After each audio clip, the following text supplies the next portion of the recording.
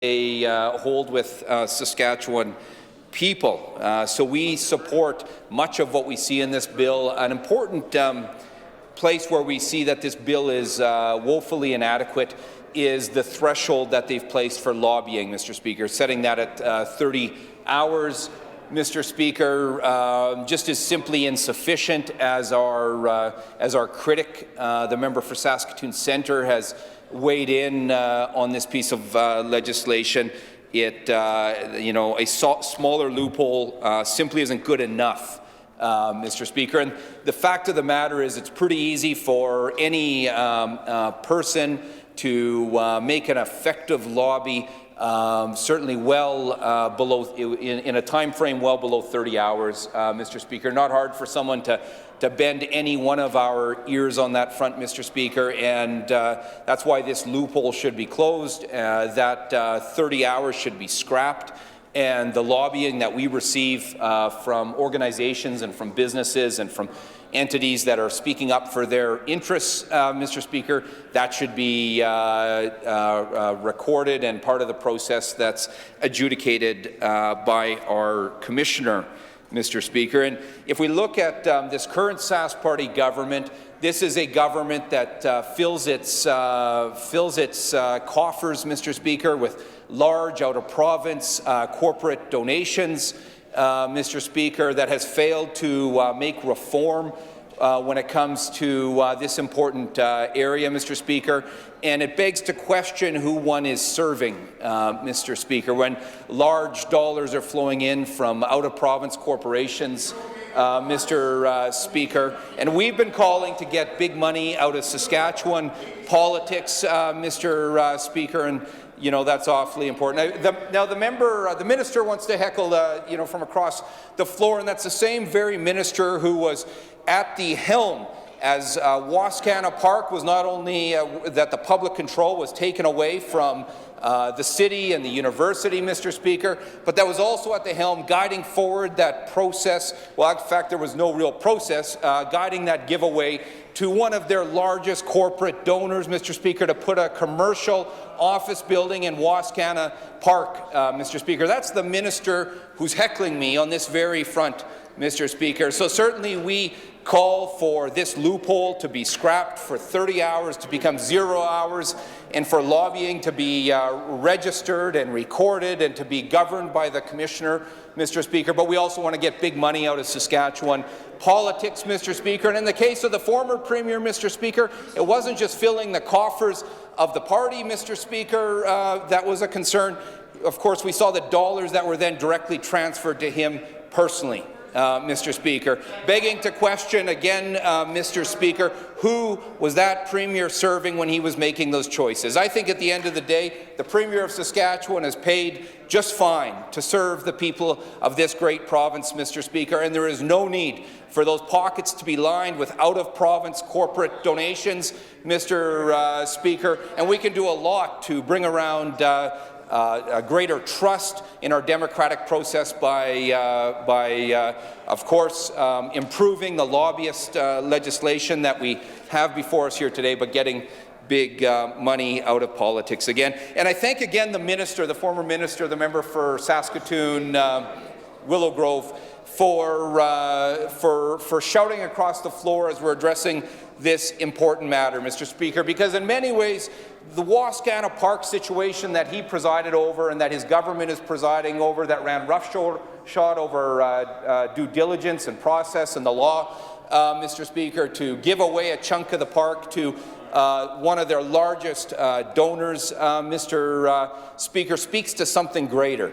There we had that park, that gem, Wascana Park in the heart of Regina, that's a treasure for all of us, Mr. Speaker, everyone in this province, something that's public, Mr. Speaker, something for all of us. Instead, we have a government more interested in making deals that are interested in a select few, Mr. Speaker, and that's not good enough. We need a park that's there for all. We need a government that's there for all, Mr. Speaker, and we certainly don't have that with this Sask Party government, Mr. Speaker. With that being said, we'll weigh in on the changes to the lobbyist registry constructively as we move forward, but we will continue to press for that change around the number of hours.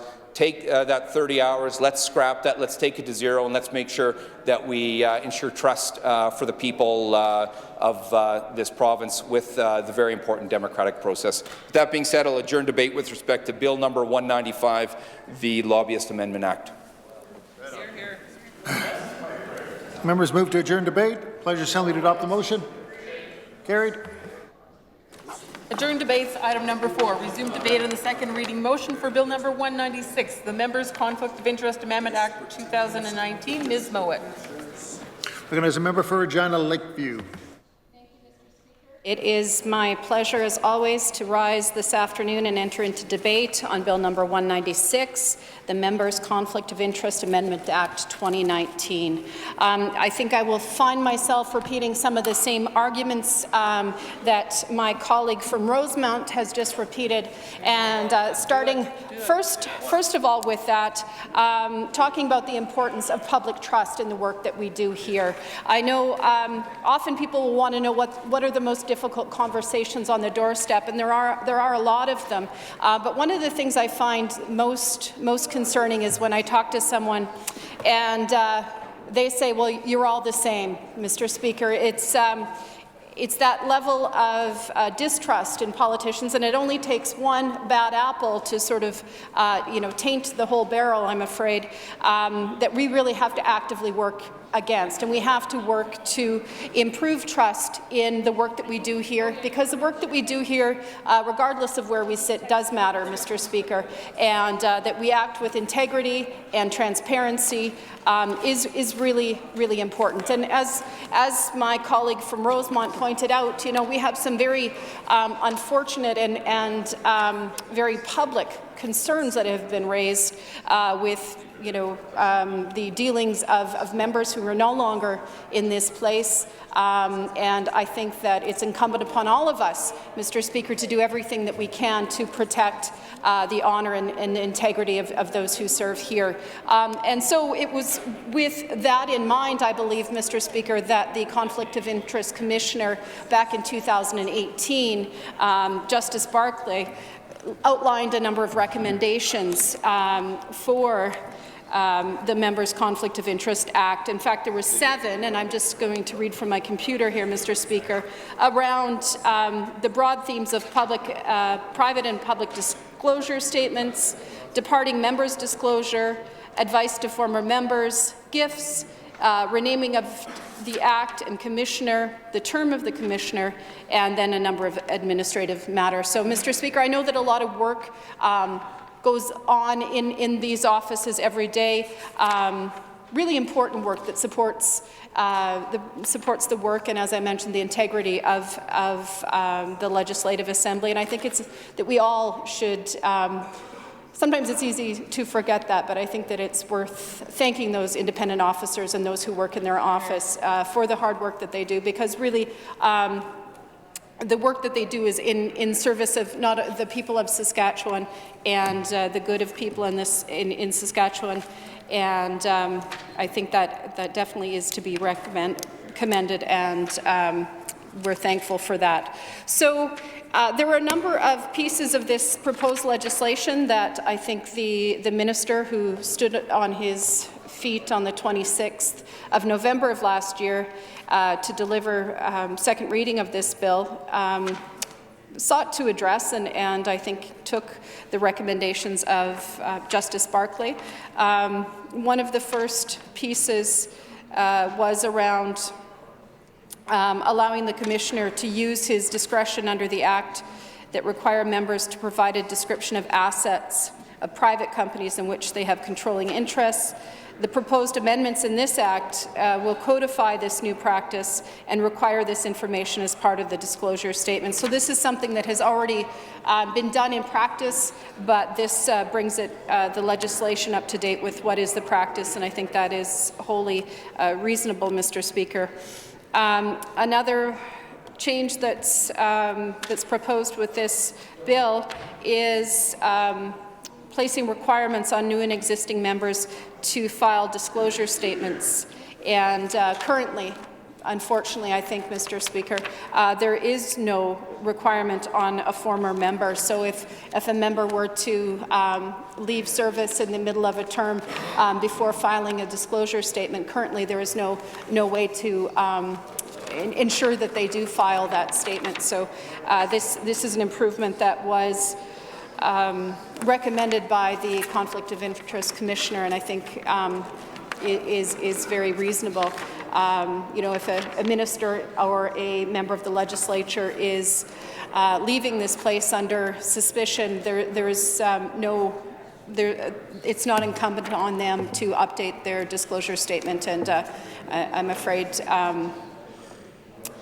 that may allow some less than honourable things to happen. So I think that this is a good proposal. This bill will require those members to file a disclosure statement within 60 days of being a member. I think one of that time period varies around the country. Some jurisdictions within 30 days. This doubles that and allows for 60 days, but still that seems reasonable, I guess, especially when there's no current requirement for those to be filed for former members.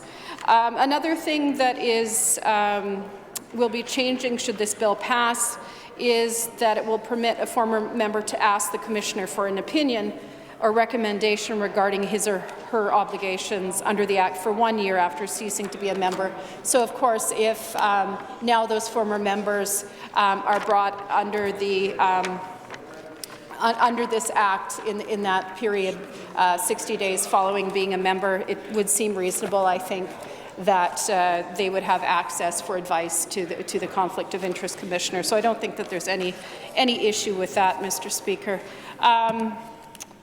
And then one of the other, and I think this is one where I think we could have gone a little bit further, the Commissioner requested that the bill add a definition of personal gift or benefit for the for the purpose of Section 7 of the Act.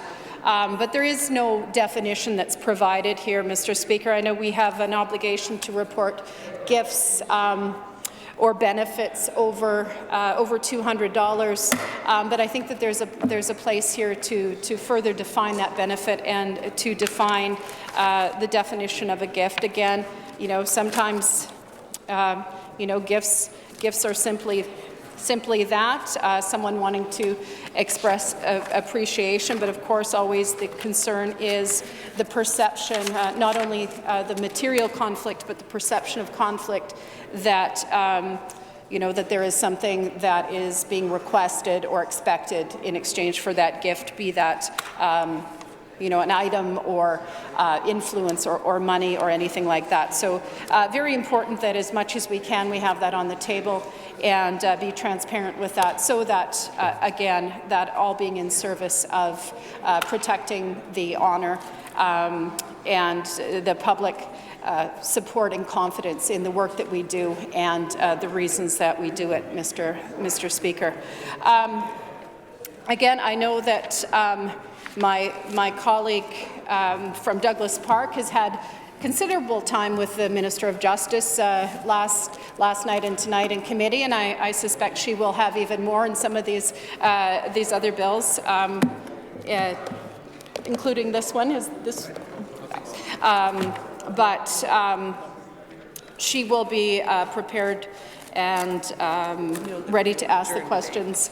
But I will leave that to her capable hands, and at this time we'll move to adjourn debate on Bill number 196. Members move to adjourn debate. Pleasure assembly to adopt the motion. Carried. Government orders adjourn debates. Item number 5, resume debate on the second reading motion for Bill number 197, the Automobile Accident Insurance Amendment Act 2019. Mr. Peterson. Recognize a member for Saskatoon-Newtana. Well, thank you very much, Mr. Speaker, and welcome back to the spring session. It's been interesting so far, and I'm sure will continue to be so.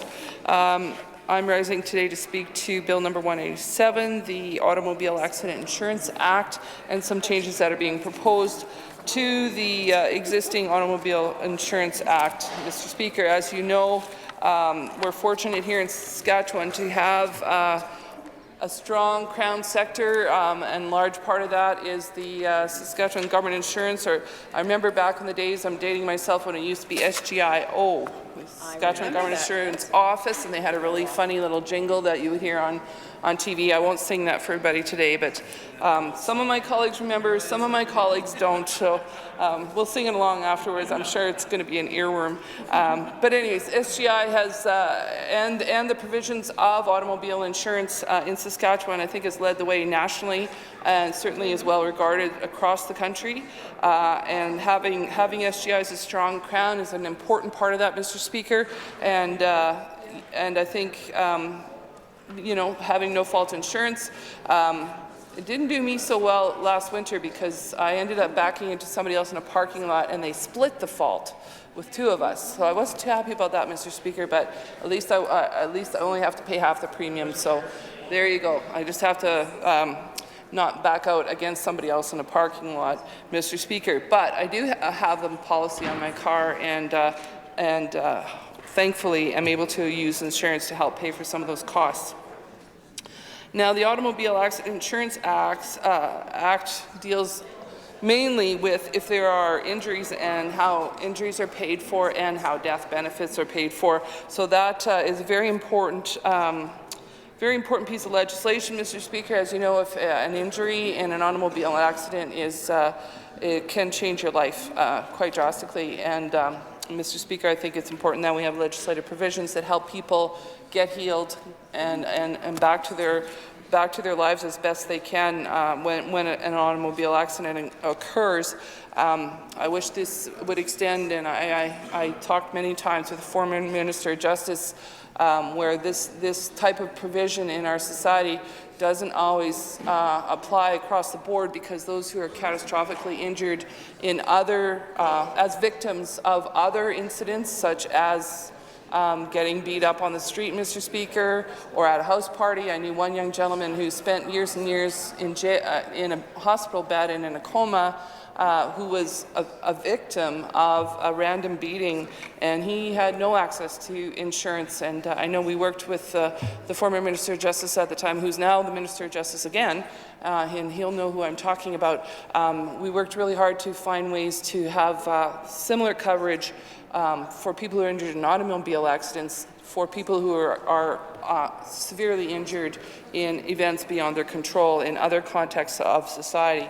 However, that hasn't happened, and I believe that his name was Cutler Lang, Mr. Speaker, and one of the first people I met when I got elected was Cutler and his mum, Charlene, and she was a very good advocate, and I think the Minister of Justice would remember that as well, to try and get justice for her son.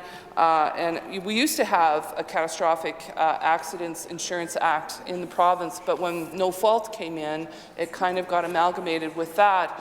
And of course, most of the catastrophic injuries to people in Saskatchewan do occur in automobile accidents, but it doesn't mean it's exclusive. So just want to put one final plug in for Cutler Lang and his mum, Charlene, and hope that this government will consider, before they are no longer in government, they would consider some sort of catastrophic injury benefits for people who are victims and not perpetrators, Mr. Speaker. This particular act is fairly housekeeping. There's almost all housekeeping changes, but there are three particular changes that the minister mentioned in his introductory comments in the second readings on November 27th. And one of the things he talked about is a change so that you have to have leave from the Court of Appeal before appealing a decision of the Court of Queen's Bench or the Injury Appeal Commission. So currently, Mr. Speaker, the bill allows a person to go directly to the Court of Appeal without getting leave. And the Chief Justice of the Court of Appeal has asked that the government change this, because many times, and you will see this in anything that goes to the Supreme Court, Mr. Speaker, you have to get leave of the court. They have to look at it and say, is there anything here that we want to rule on, or is it something that that was sufficiently dealt with at the Court of Appeal, or sorry, the Queen's Bench level. So, or I guess in this case, the Injury Appeal Commission as well.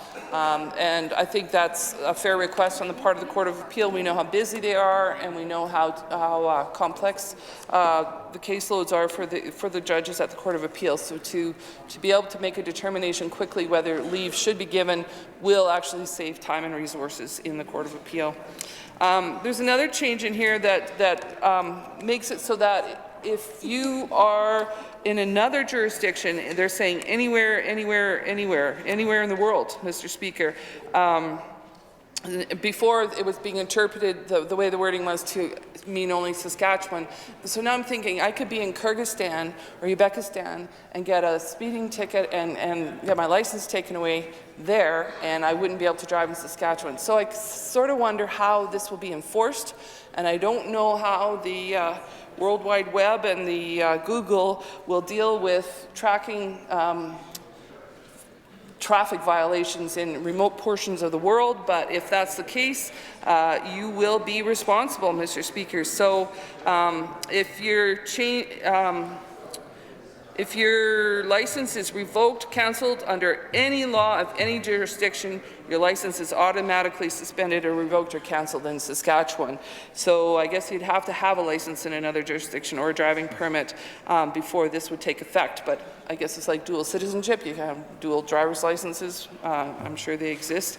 And of course, it would mean, for me, enforcement is the question here. How would you go about enforcing this if someone in northern New Guinea had a driver's permit there and had it revoked? I'm just not sure how easily that would be enforced, but there it is. There's also some talk in here, a couple other changes about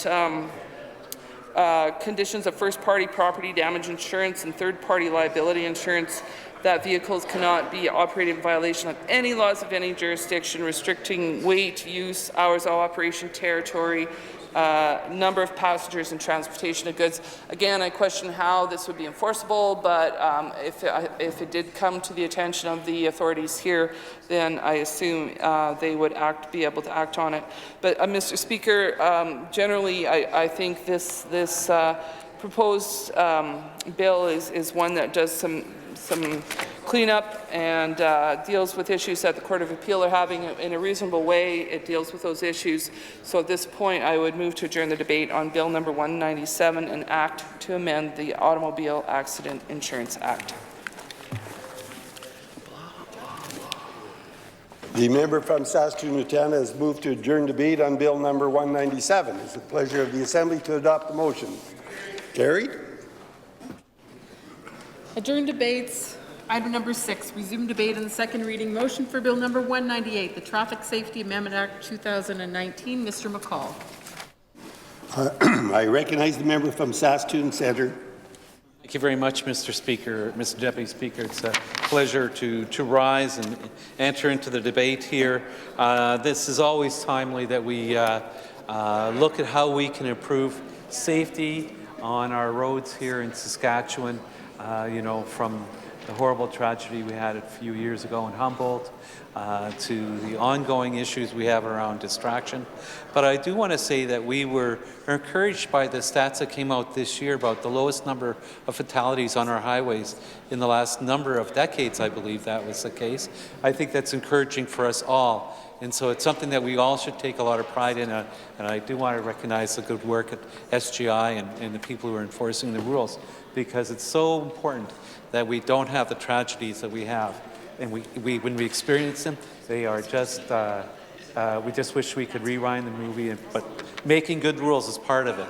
But it's also a commitment to follow those rules that we have to have from our citizens and education. But that was something, when I caught it on the news, I thought, good stuff, that's really good work, and we really appreciate that, and hats off to the folks who are making that happen over at SGI and through the leadership and all of that. So that's good. I just want to take a moment and say that that doesn't go unnoticed. We look at those stats and we think about that all the time. The other thing that's interesting, today we had the visit from SGI, from the insurance brokers. And we had, that was one that was a bit of an eye-opener for me, And I appreciate that the minister introduced them, but the one that caught my attention was the issue around the minimum liability that we have on our plates, $200,000. And they raised the fact that that hasn't been increased from the late 70s, I understand. And it might be something that we look at because, you know, in this day and age where we try to make things easier and easier, we don't really think a lot about what we are purchasing. And for me, you know, I've got to, you know, because I've been in the same place, lived in the same place, my license gets renewed. It's 7-year license, I think it is, what the deal is. And so I don't really think a lot about these things. I get my plates renewed. I pay my my monthly fee on that, and that's good. But I've never really thought about how much liability insurance we should really carry. And the folks were talking about what it is across the country, and that we're actually one of the lowest ones. So I would encourage this might be a priority for us to take a look at, because $200,000 is not an awful lot of liability insurance. And they were talking about some of the settlements that were in the millions, 3.6 million, I think, was settlement in BC. And it's not so much what would happen here in Saskatchewan with an accident, but as we drive more across Canada and into the States, where we don't really have, well, what might be a reasonable settlement here in Saskatchewan, what a reasonable settlement in Florida is very different. Or a reasonable settlement in New York State might be a different settlement. And so that was a real eye-opener for me. Not that I'm getting older and thinking about my driving habits. Maybe I am, but I'm thinking, I don't want to be caught with a big bill at this time in my life. I don't think anybody wants to be caught with a big bill.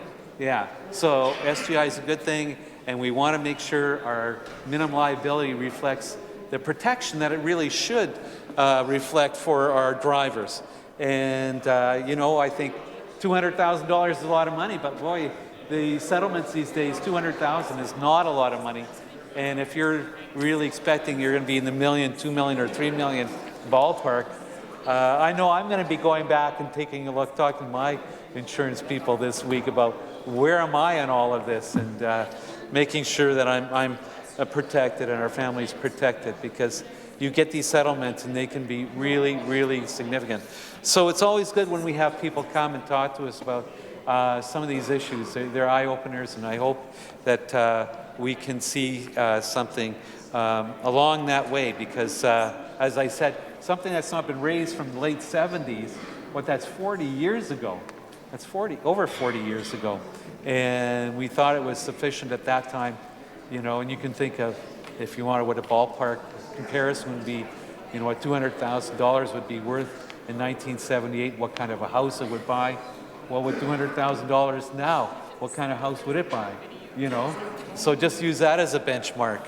It's not, it's something we should be thinking about. But at any rate, I do appreciate the fact that we're debating this. This is important. Of course, we want to protect the overreach of the government too. You know, when we get our photo radar tickets in the mail, and we go, what just happened here? You know, and is there proper signage? Are we, you know, there's always that debate about, is it cash, you know, a bit of a cash grab, or what's really happening here, you know? And I think, you know, when we see that in particularly speeding through school zones, and making sure that we're protecting our kids going to school. But, you know, I know I can tell you a couple of stories about a traffic light, or I should say a camera, on the corner of one of the streets, 33rd and Idlewild. And the mail out from the tickets were like 2 or 3 months after the fact, and you were so hoping that you had stopped that bad habit, you know. But some of these things then can cause people to take shortcuts through neighborhoods to avoid these traffic cameras, and that's not the point. The point is to make sure we have safe streets, and main streets are used as main streets. That's where the heavy traffic is.